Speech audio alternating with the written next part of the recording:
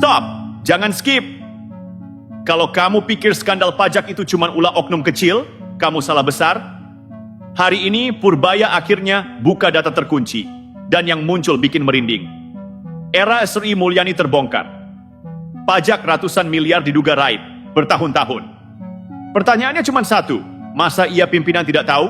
Hai, kalian-kalian yang di dalam lembaga-lembaga pemerintah, kalian digaji oleh rakyat, saya katakan, hentikan korupsimu, hentikan, kalian mencuri uang rakyat, hentikan. Skandal pajak mengguncang. Benarkah kasus ini bisa menyentuh Sri Mulyani? Nama Sri Mulyani mulai dikait-kaitkan dengan kasus pengurangan pajak yang kini meledak di Kejaksaan Agung. Dan disinilah nama Sri Mulyani mulai ikut diseret dalam spekulasi. Kejagung menggeledah 8 lokasi sekaligus yang diduga terkait praktik memperkecil kewajiban pajak perusahaan periode 2016-2020. Kalau dugaan permainan pajak ini berjalan bertahun-tahun, apakah mungkin tanpa sepengetahuan pimpinan? Pertanyaan seperti itu memantik dugaan liar meski belum ada bukti yang menyebut keterlibatan Sri Mulyani. Sebab periode 2016-2020 adalah masa ketika ia memimpin Kementerian Keuangan dan Direktorat Jenderal. Dan ketika lingkaran penyidikan melebar ke tingkat kebijakan, spekulasi itu pun makin keras terdengar. Apakah dugaan publik itu akan terbukti? Atau justru berhenti sebagai asumsi tanpa dasar? Namun, fakta bahwa penyidik sudah memeriksa 40 saksi dan menyita aset-aset besar, membuat banyak pihak menduga bahwa jaringan kasus ini tidak sesederhana hanya oknum. Kemarin kan orang gaji saya ganti berapa? 34 orang, 35 orang. Minggu ini, minggu depan mungkin sekitar 70 orang pajak saya akan putar. Yang ketahuan main saya akan putar ke tempat yang lebih sepi. Jadi kita melakukan perbaikan yang sungguh-sungguh. Nanti tiap Senin kita akan debottlenecking akan berjalan terus kan. OSS juga akan kita kasih modal supaya berjalan lebih baik lagi. Jadi perbaikan fondasi perekonomian betul-betul dilakukan dan betul-betul sedang terjadi. Ibu Sri Mulyani yang katanya Menteri Keuangan terbaik di dunia 3 kali, terbaik buat siapa? Terbaik buat Bohir, ya, terbaik buat World Bank. Nah, dia mengatakan kemarin yang tidak mau bayar pajak keluar dari Indonesia, yang 12% itu. Coba, buat apa jadi menteri? Kalau bukan bikin tenang rakyat, harusnya seorang menteri turunkan pajak.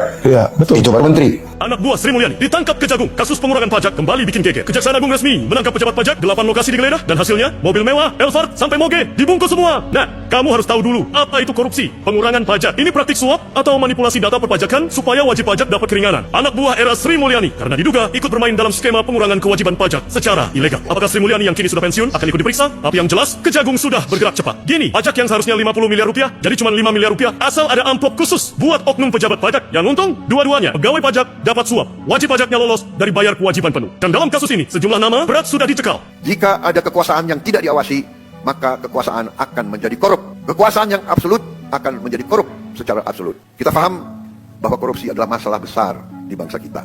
Perilaku korupsi ada di setiap eselon birokrasi kita. Ada di setiap institusi dan organisasi pemerintahan. Perilaku korup ada di BUMN kita. Ada di BUMD kita. Ini bukan fakta yang harus kita tutup-tutupi. Setelah 299 hari saya memimpin pemerintahan eksekutif, saya semakin mengetahui berapa besar tantangan kita, berapa besar penyelewengan yang ada di lingkungan pemerintahan kita. Hal ini tidak baik, tapi harus saya laporkan kepada para wakil-wakil rakyat Indonesia. Dalam pidato pelantikan saya di sini, saya sampaikan, bangsa Indonesia harus berani melihat kekurangan-kekurangan sendiri, harus berani melihat kesalahan-kesalahan kita sendiri, harus berani melihat penyakit-penyakit yang ada di tubuh kita, agar kita bisa perbaiki kekurangan-kekurangan tersebut. Tanpa mau mengakui, tidak mungkin kita mampu memperbaiki. Purbaya akhirnya buka data. Skandal pengurangan pajak era Sri Mulyani terbongkar. Kalau ada jabatan yang isinya cuma warisan dosa, mungkin itulah yang sekarang dipegang Pak Purbaya. Baru duduk di kursi panas, langsung disuguhi tumpukan map bau apek. Bukan map biasa, ini map-map tua, berdebu, penuh angka, dan isinya bikin dahi berkerut. Data lama, data sensitif, data yang selama ini aman. Aman bukan karena bersih, aman karena tidak pernah dibuka. Dan hari ini pintu itu dibuka, pelan tapi bikin gaduh. Purbaya akhirnya bicara. Bukan pakai gosip, bukan pakai asumsi, tapi pakai data, angka, dokumen. Periode waktu yang jelas 2016 sampai 2020. Masa ketika Kementerian Keuangan dipimpin oleh sosok yang citranya selama ini nyaris tanpa celah, Sri Mulyani. Nah, disinilah ceritanya mulai panas. Karena yang dibongkar bukan kesalahan administrasi receh, bukan salah input angka. Ini dugaan pengurangan pajak ratusan miliar rupiah, bukan sehari, bukan sebulan, tapi bertahun-tahun, sistematis, rapi, dan ini yang bikin publik geleng-geleng, nyaris tak tersentuh. Pertanyaannya sederhana tapi menohok. Masa ia pimpinan tidak tahu? Kalau ini kejadian satu kali, kita bisa bilang kecolongan. Kalau 2 kali, kita bisa bilang kelalaian. Tapi kalau bertahun-tahun, di instansi sebesar Direktorat Jenderal Pajak, dengan sistem pengawasan berlapis, dengan laporan rutin, dengan rapat evaluasi yang katanya super ketat. Ya maaf, ini bukan lagi soal tidak tahu, ini soal siapa yang melindungi. Dan di titik inilah Purbaya seperti membuka pintu yang selama ini sengaja ditutup rapat. Pintu yang dibaliknya bukan cuma ada angka, tapi juga nama-nama, pola, dan kebiasaan lama yang selama ini dianggap wajar. Publik selama ini dijejali narasi bahwa pajak itu sakral. Rakyat dikejar sampai ke warung kopi, UMKM dipelototin, pedagang kecil diminta patuh. Tapi di sisi lain ada perusahaan besar yang kewajiban pajaknya bisa dibicarakan. Dibicarakan loh ya, bukan dihitung, dan hasilnya bikin emosi naik. Bayangkan begini, pemeriksa pajak datang, dicek, dihitung. Kekurangan bayar, 75 miliar rupiah. Angka segitu bukan receh. Itu duit rakyat. Bisa buat berapa puskesmas? Berapa sekolah? Berapa subsidi pupuk? Tapi cerita tidak berhenti di situ. Wajib pajak mengajukan sanggahan. Lalu apa yang terjadi? Muncullah istilah sakti. All in. Bukan all in main poker, tapi all in versi pajak. Kesepakatan muncul di angka 23 miliar rupiah. Yang resmi masuk negara, 15 miliar rupiah. Sisanya? Nah, disinilah aroma tak sedap itu tercium. Diduga sisa angka itu adalah imbal jasa. Bahasa halusnya fee. Bahasa kasarnya, ya, sampeyan tahu sendiri. Dan yang bikin makin miris, duit itu tidak berhenti di satu orang, dibagi, mengalir ke beberapa pihak di lingkungan DJP. Artinya apa? Ini bukan kerja solo, ini orkestra. Kebocoran pajaknya mencapai 80%. 80%, saudara-saudara. Kalau pipa bocor 10% saja, PDAM bisa geger. Ini bocor 80%, tapi bertahun-tahun aman. Dan sekarang, setelah Kejaksaan Agung menggerebek 8 lokasi, memeriksa lebih dari 40 saksi, dan menyita aset bernilai besar, publik baru sadar, ini gunung es. Yang kelihatan cuma puncaknya. Yang di bawah, bisa bikin kapal negara karam. Disinilah posisi Sri Mulyani mulai dipertanyakan. Bukan karena beliau masih menjabat, tidak. Tapi karena periode kejadian itu jelas-jelas terjadi saat beliau memimpin. Dan publik bukan bodoh. Orang bertanya, dan wajar bertanya, apakah sistem sekacau ini bisa berjalan tanpa sepengetahuan pimpinan tertinggi? Tidak ada yang menuduh, tapi juga tidak ada yang mau menelan mentah-mentah cerita tidak tahu. Apalagi, ini bukan kasus kecil. Ini bukan satu kantor pajak. Ini pola, ini modus. Ini pattern. Dan di tengah semua ini, siapa yang harus tampil di depan? Bukan Sri Mulyani. Yang tampil justru Purbaya. Dia yang harus menjelaskan. Dia yang harus dimarahi DPR. Dia yang harus menjawab publik. Padahal dia baru datang. Makanya dalam rapat emosinya pecah, bukan tanpa alasan. Ia secara terbuka mempertanyakan, kenapa kebijakan lama dulu tidak dipersoalkan, tapi sekarang semua kesalahan ditimpakan ke dia. Itu bukan curhat, itu sindiran keras. Karena faktanya, yang menikmati reputasi internasional sudah pergi. Yang kebagian sapu dan lap malah yang baru. Habis manis sepah dibuang, mungkin klise. Tapi pas banget di sini. Sri Mulyani dipuja sebagai menteri terbaik dunia. Purbaya kebagian dapur penuh kerak. Dan publik mulai sadar. Mungkin selama ini kita terlalu sibuk melihat panggung, sampai lupa mengintip belakang layar. Karena di balik pidato rapi dan penghargaan internasional, ternyata ada data yang dikunci. Dan begitu kunci itu dibuka, baunya kemana-mana. Pertanyaannya sekarang bukan lagi ada atau tidak skandal. Itu sudah jelas ada. Pertanyaan besarnya adalah, siapa saja yang selama ini berdiri di baliknya? Dan kenapa mereka begitu tenang selama bertahun-tahun? Tenang, bagian paling panasnya belum keluar. Kebobrokan DJP di era Sri Mulyani, pajak dikurangi, negara dirugikan. Sekarang kita berhenti pura-pura kaget, karena kalau masih ada yang bilang, ini cuma ulah 1-2 oknum, jujur saja. Itu penghinaan terhadap logika. Mari kita bedah pelan-pelan, tapi tajam.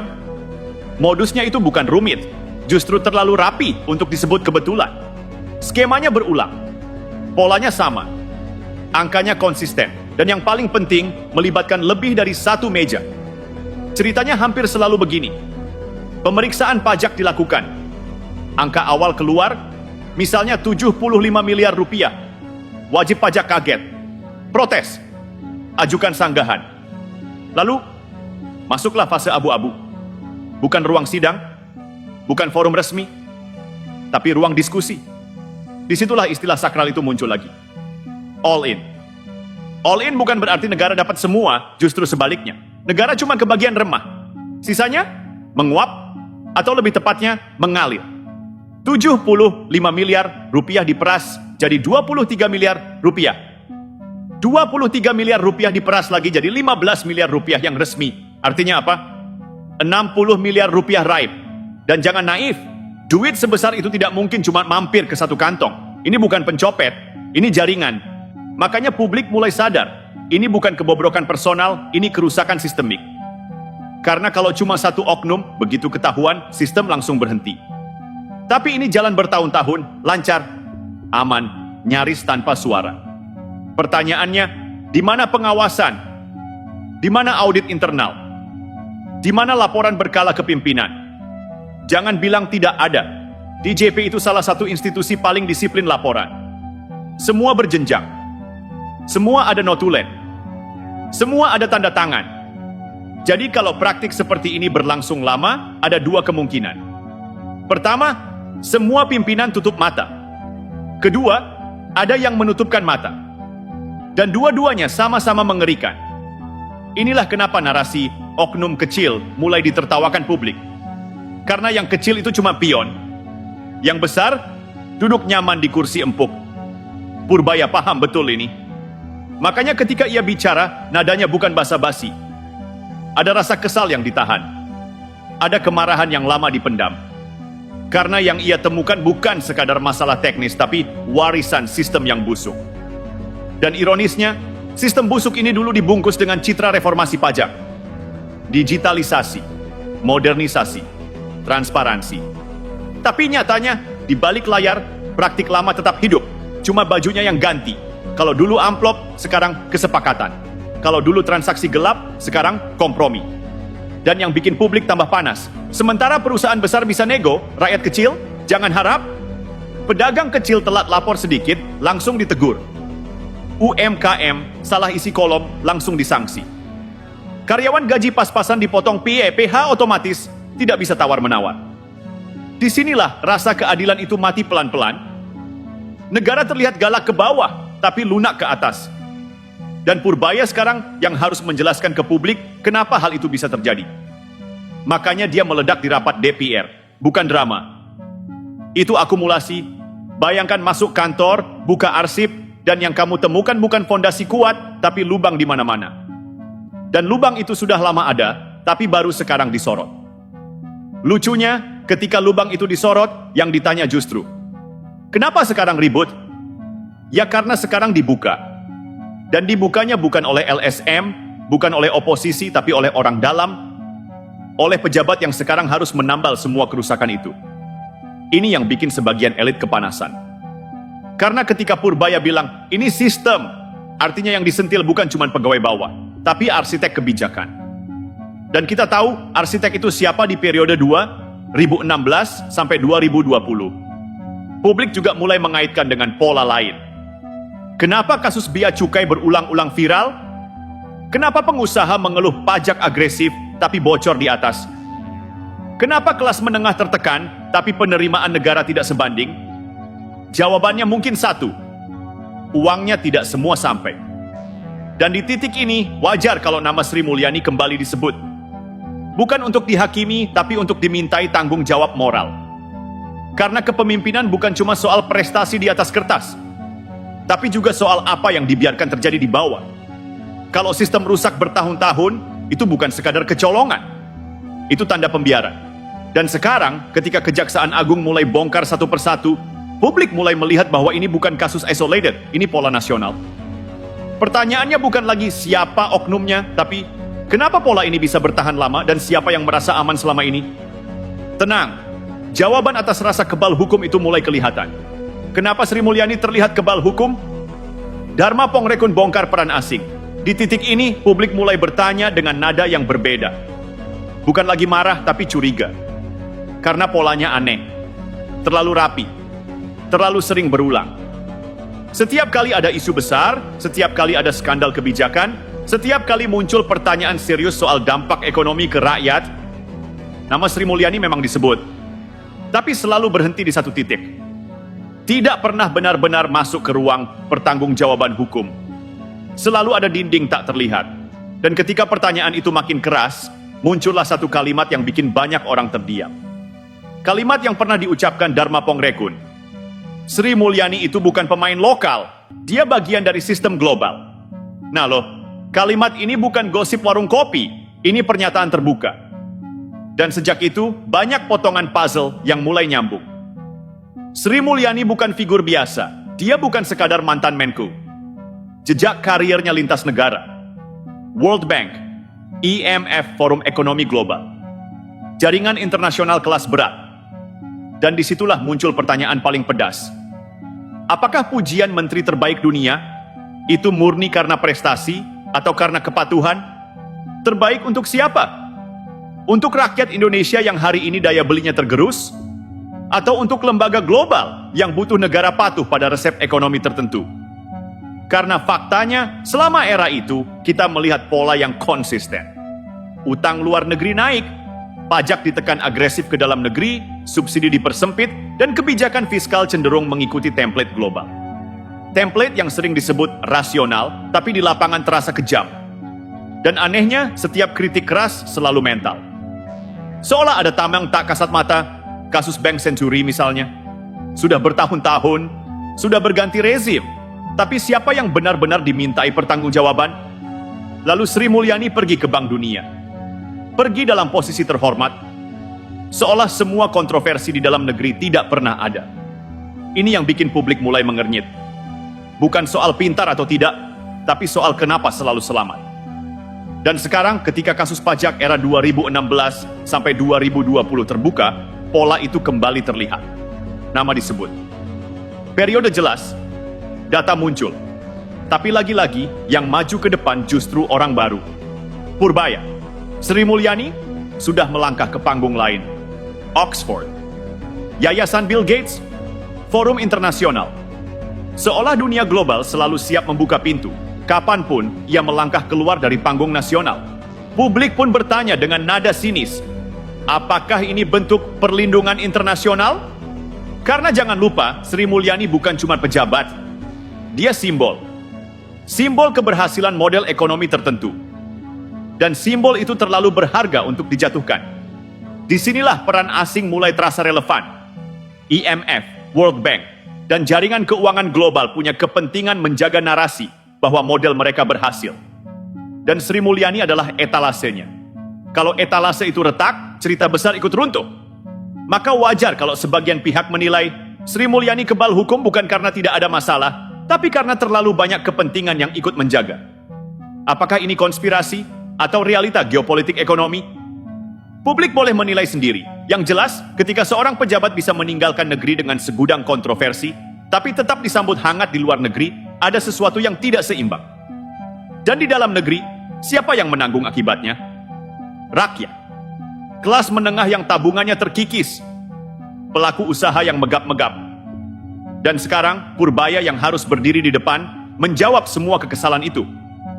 Ironisnya, ketika Purbaya mulai bicara, sebagian elit malah menuduhnya bikin gaduh, padahal yang gaduh itu bukan omongannya.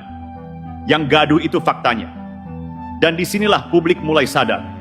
Ini bukan sekadar soal pajak, bukan cuma soal DJP, bukan cuma soal angka. Ini soal siapa yang pegang kendali kebijakan, dan untuk siapa kebijakan itu dibuat. Kalau kebijakan selalu selaras dengan kepentingan global, tapi berseberangan dengan kondisi rakyat, wajar kalau muncul kecurigaan. Dan kecurigaan itu makin tajam ketika nama suami dan kerabat mulai ikut disebut. Bukan karena benci pribadi, tapi karena konflik kepentingan adalah isu serius di negara manapun. Tenang, itu belum puncaknya. Purbaya cuci piring, warisan kekacauan ekonomi era Sri Mulyani. Sekarang bayangkan satu adegan sederhana. Dapur, lampu terang, piring menumpuk, minyak sudah mengeras, kerak hitam nempel di mana-mana. Lalu seseorang masuk, baru pakai celemek, baru pegang spons, dan semua orang di rumah teriak, "Kenapa dapurnya berantakan?" Itulah posisi Pak Purbaya hari ini. Dia bukan yang masak, bukan yang makan, tapi disuruh bersihin. Dan yang lebih nyebelin, sambil bersihin dia disalahin. Inilah yang bikin Purbaya marah. Bukan marah lebay, tapi marah orang yang sadar dia sedang menanggung dosa kebijakan yang bukan dia buat. Pajak agresif, itu kebijakan lama. Bea cukai viral, itu pola lama. Kelas menengah tertekan, itu akumulasi lama. Utang menumpuk, itu warisan.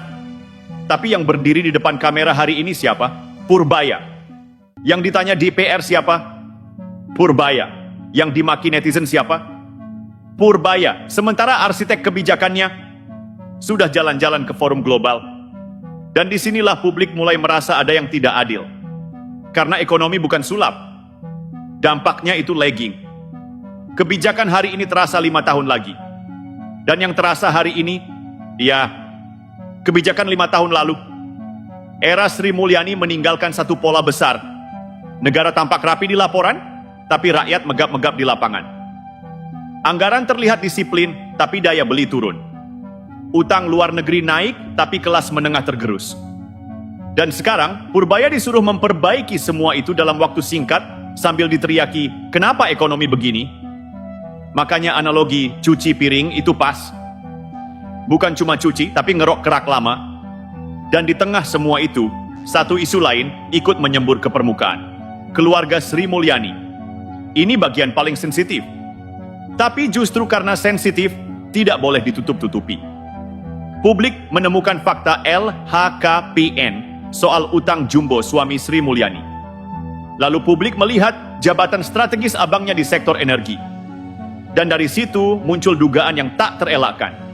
Konflik kepentingan. Apakah ada fee dari utang luar negeri? Apakah ada akses istimewa? Apakah kebijakan benar-benar steril dari kepentingan keluarga? Sekali lagi, ini dugaan. Tapi dugaan yang masuk akal untuk dipertanyakan. Karena di negara manapun, kalau pejabat tinggi mengurus utang triliunan, lalu keluarganya punya posisi strategis, publik pasti bertanya, itu bukan fitnah, itu kontrol demokrasi. Dan yang bikin publik makin panas. Pertanyaan-pertanyaan ini tidak pernah dijawab tuntas.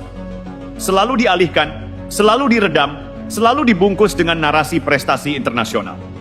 Padahal, prestasi itu tidak otomatis menghapus kewajiban moral. Sri Mulyani boleh saja dipuji dunia, tapi rakyat berhak bertanya, apa harga yang harus kami bayar? Dan sekarang, harga itu sedang ditagih. Ditagih lewat pajak ketat. Ditagih lewat daya beli turun. Ditagih lewat ekonomi yang terasa makin sempit. Sementara itu, Purbaya harus berdiri di tengah badai. Membuka data. Menjelaskan satu persatu. Menghadapi resistensi, dituduh gaduh, dituduh cari panggung, padahal kalau data tidak dibuka, masalah ini tidak akan pernah selesai. Dan disinilah pesan pentingnya, membongkar bukan berarti menghancurkan. Membuka bukan berarti mengkhianati. Justru menutup rapatlah yang berbahaya. Karena kalau skandal pajak ini didiamkan, artinya negara mengirim pesan ke rakyat. Yang kecil patuh, yang besar bisa nego. Dan itu racun. Purbaya tahu risikonya. Bicara begini bikin tidak populer. Bikin banyak orang kepanasan. Tapi lebih baik panas sekarang daripada busuk selamanya. Skandal ini bukan cuma soal Sri Mulyani. Ini soal budaya kebijakan. Soal akuntabilitas. Soal keadilan fiskal. Dan publik sekarang tidak lagi mudah. Terbuai gelar terbaik dunia. Karena rakyat hidup di dunia nyata. Bukan di forum internasional. Di dunia nyata harga naik. Di dunia nyata pajak terasa. Di dunia nyata keadilan dipertanyakan. Maka wajar kalau publik berkata, cukup sudah pencitraan. Cukup sudah kebal hukum. Kalau salah ya dibuka. Kalau ada yang dilindungi ya dibongkar. Kalau ada warisan busuk ya dibersihkan. Dan kalau Purbaya hari ini terlihat keras, itu karena sponsnya menempel di kerak paling tebal. Penutupnya sederhana. Ini bukan serangan pribadi. Ini tuntutan tanggung jawab. Karena negara bukan milik satu rezim, satu menteri, atau satu jaringan global. Negara ini milik rakyat, dan rakyat berhak tahu siapa yang memasak, siapa yang makan, dan siapa yang hari ini disuruh cuci piring. Sampai di sini bola ada di tangan publik. Kritis, awasi. Jangan diam. Karena kalau kita diam, dapur ini akan terus kotor. Dan yang disalahkan selalu orang yang datang belakangan.